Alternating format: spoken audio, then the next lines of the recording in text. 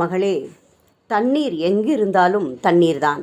அது இருக்கும் இடத்தையொட்டி தன்மையில் மாறுபடும். அந்த வித்தியாசம் ஒரு செயலுக்கு உதவும், இன்னொரு செயலுக்கு உதவாது. ஆற்று நீரை அள்ளி பருகலாம். கடல் நீர் நடுவே பயணம் போனாலும் அதை ஒரு மடக்கு கூட அருந்த முடியாது. அப்படியென்றால் கடல் நீர் தேவையில்லாததா?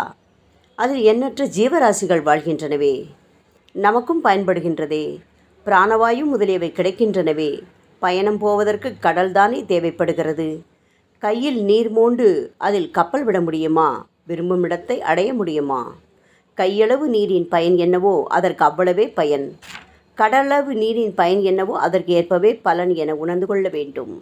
இப்படித்தான் மகான்களும். எல்லா மகான்களுமே இறைவனின் அம்சங்கள், வழிகாட்டிகள் என்றாலும் அவர்களின் தன்மைக்கும் தங்களை வெளிப்படுத்தி காட்டும் அளவுக்கும் ஏற்ப வித்தியாசப்படுகிறார்கள். அவர்களின் சேவை, தியாகம், இயல்பு, போதனா முறைகள் போன்ற பல தன்மைகளின் அடிப்படையில் அவர்களை பின்பற்றுவோரின் எண்ணிக்கை, நம்பிக்கை ஆகியவை இருக்கும். மீன் பிடிக்கிறவரும் கப்பல் விடுகிறவரும் உப்பு தயாரிக்கும் தொழிலாளியும் கடலுக்கு போகட்டும். பயிர் செய்கின்றவரும் குடிநீர் தயாரிப்போரும் ஆற்று பக்கம் போகட்டும். தாகமாய் இருப்பவருக்கு ஒரு குவளை நீர் போதும். தன்னை சுத்தப்படுத்தி கொள்ள ஒரு குடம் தேவை. ஊரே பயன்படுத்த ஊருணிதானே தேவையாயிருக்கும். இப்படியே ஒரு தனி குடும்பத்திற்கு பித்ரு தெய்வமாக, பல குடும்பங்களுக்கு குல தெய்வமாக, ஊருக்கு காவல் தெய்வமாக, பல ஊர்களுக்கு இஷ்ட தெய்வமாக, எல்லோருக்கும் பரபிரம்மமாக பகவானின் இயல்பு விரிவடைகிறது.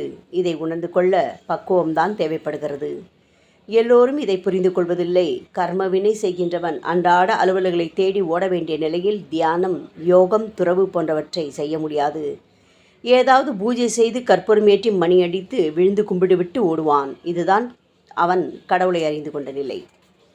கடவுளிடம் சரணடைந்து விட்டால் எல்லாமே நல்லதாக நடக்கும் என்ற நம்பிக்கையில் தான் எந்த பணியில் ஈடுபட்டிருந்தாலும் சதா அவரை நினைப்பதை வழக்கமாக வைத்துள்ள நபர் பக்தன். தானே அவன் என்ற பெருமிதத்தில் தன்னையே பெரிதாக நினைத்து வழிபடுவோன் ஞானி. பற்றற்ற நிலையிலிருந்து பகவானை தேடுவோம் என நினைப்பவன் விவேகி. இப்படி ஒவ்வொருவரும் ஒவ்வொரு விதமாக வணங்குவோம். ஓம் சாய்ராம்.